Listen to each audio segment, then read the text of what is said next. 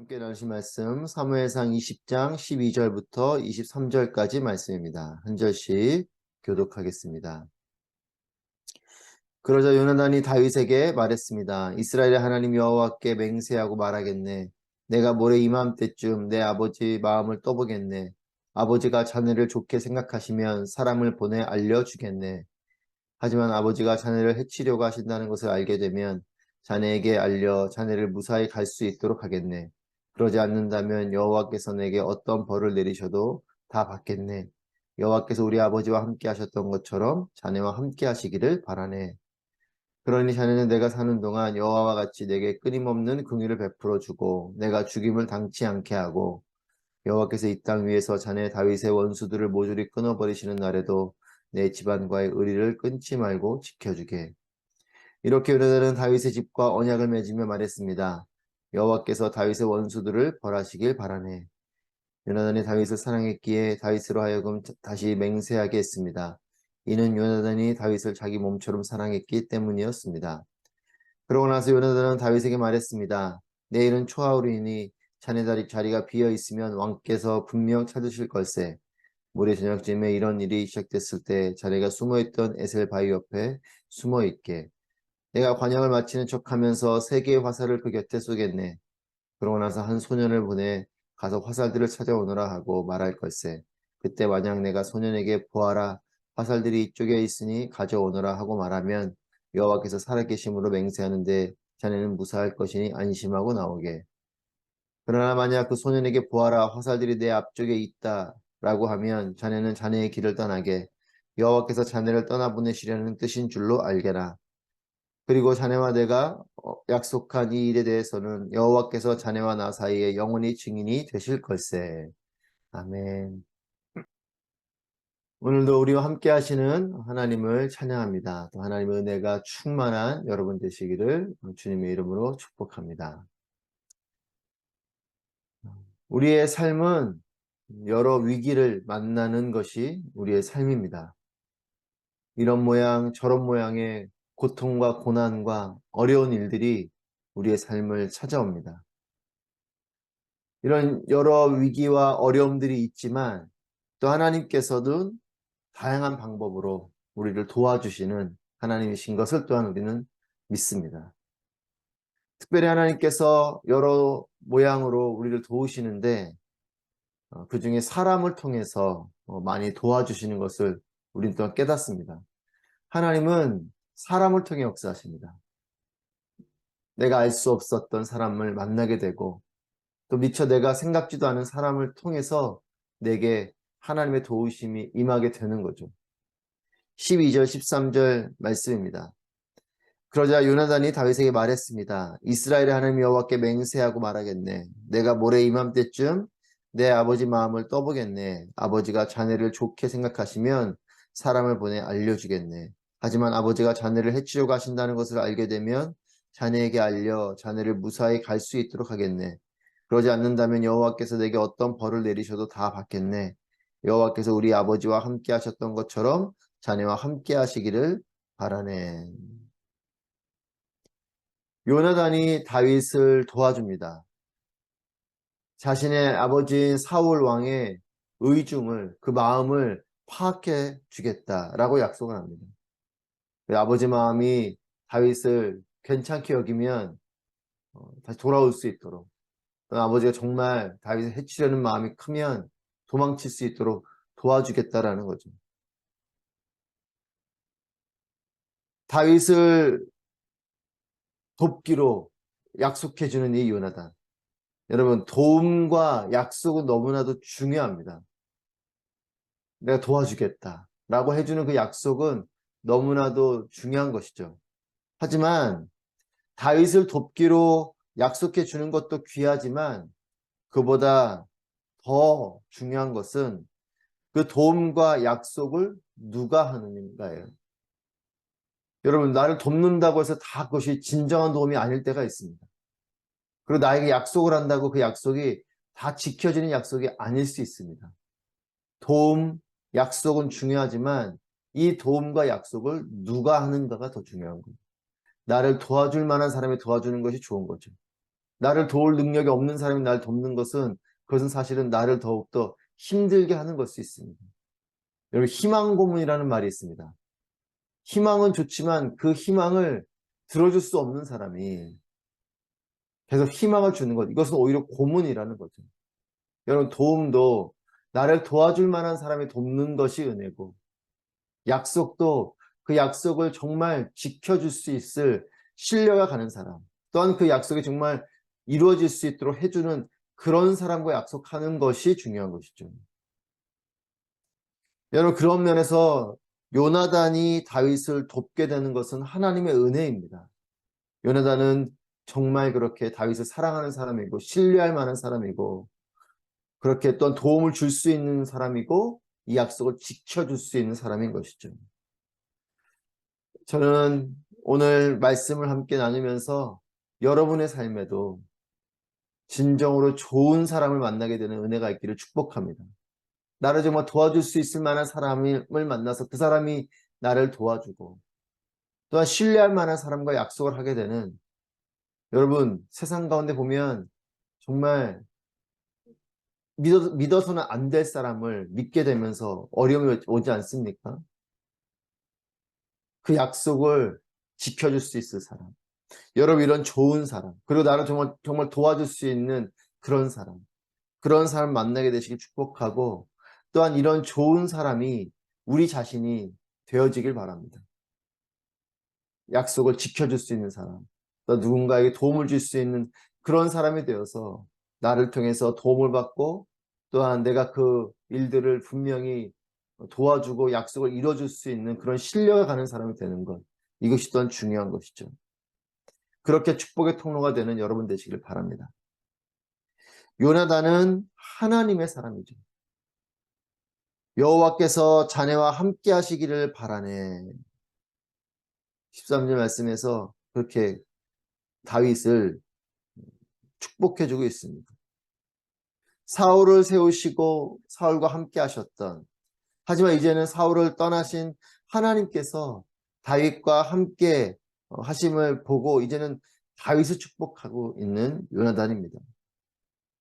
요나단은 그 중심이 하나님께 있습니다. 사람이 아닌 하나님께 그 중심이 있는 거죠. 사울은 요나단의 아버지입니다. 요나단은 아버지 사울을 떠난 하나님이 원망스러울 수도 있을 것이에요. 그리고 그 왕위를 이제 잇게 되는 이 다윗이 불편하고 싫을 수도 있을 것입니다. 그리고 심지어는 자신의 아버지의 후광을 입고 자신이 권력을 차지하고 싶을 수도 있습니다. 그런데 요나단은 그렇게 하지 않고 하나님이 다윗 당신과 자네와 함께 하기를 바라네. 요나단은 하나님께서 다윗과 함께 하시기를 기원하고 있습니다. 하나님이 원하시는 대로 하시는 것을 받아들이는 것이 요나단의 모습인 것이죠. 자신의 아버지, 그리고 이제는 그에게 떠나신 하나님, 이런 그리고 이 왕권이 자신이 아닌 다윗에게로 이미 넘어가 있는 이런 상황 속에 요나단은 하나님을 원망하지도 다윗을 경계하거나 미워하지도 않습니다. 이 모든 것이 하나님의 뜻인 것을 알고 하나님의 뜻을 있는 그대로 받아들이는 거죠. 그리고 자신의 아버지를 떠난 하나님에 대해서 인정하고 그것을 있는 그대로 받아들입니다. 내 아버지를 떠난 하나님, 그 하나님이 이제는 다윗 자네와 함께 하기를 바랍니다.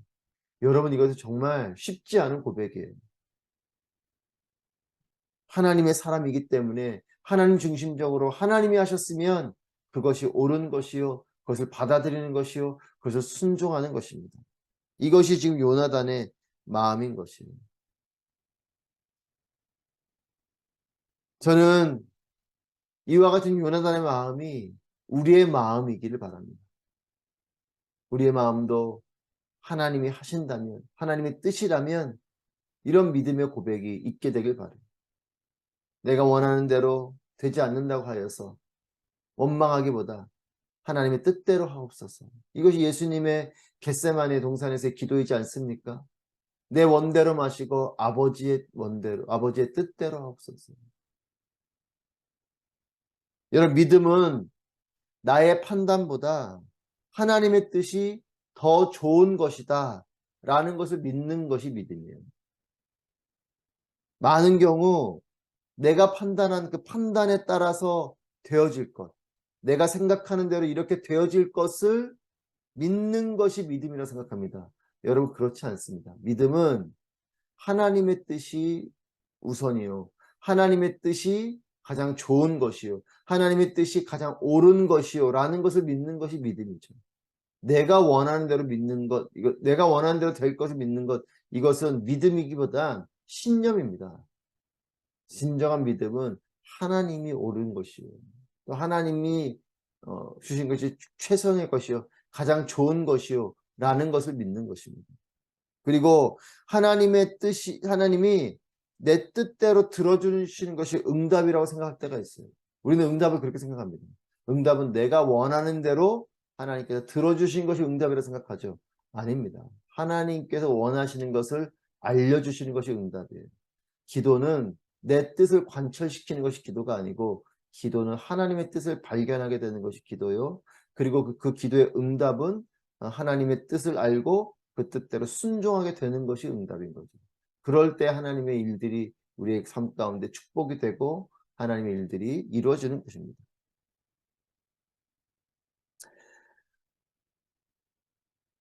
14절 15절 말씀입니다. 14절 15절. 그러니 자네는 내가 사는 동안 여호와와 같이 내게 끊임없는 긍휼을 베풀어 주고 내가 죽임을 당치 않게 하고 여호와께서 이 땅 위에서 자네 다윗의 원수들을 모조리 끊어버리시는 날에도 내 집안과의 의리를 끊지 말고 지켜주게. 요나단의 부탁입니다. 요나단의 부탁은 자신과 자신의 가족을 지켜달라라는 것이 요나단의 부탁입니다. 자신과 자신의 가족을 지켜두고, 요나단은 다윗을 이미 왕처럼 대하고 있는 것입니다. 하나님께서 뜻하셨으면 그 뜻대로 이루어질 것이다 라는 믿음을 가진 것이죠. 하나님이 사울은 떠났고 다윗과 함께 하심을 보니 이것을 인정하고 받아들이는 것입니다. 자신의 아버지인 사울은 떠났고 하나님의 다윗과 함께 하신다라는 것을 요나단은 인정한 것이죠. 그래서 이 다윗이 이미 왕이 될 것을 알고 우리의 가족을 지켜달라. 여러분, 믿음은 하나님을 인정하는 것입니다. 그리고 하나님의 뜻을 용납하는 것입니다. 요나단의 마음에 어떤 마음이 있든지 그것이 하나님의 뜻이라면 그대로 인정하고 받아들이는 이런 요나단의 마음, 이것이 귀한 마음인 거죠.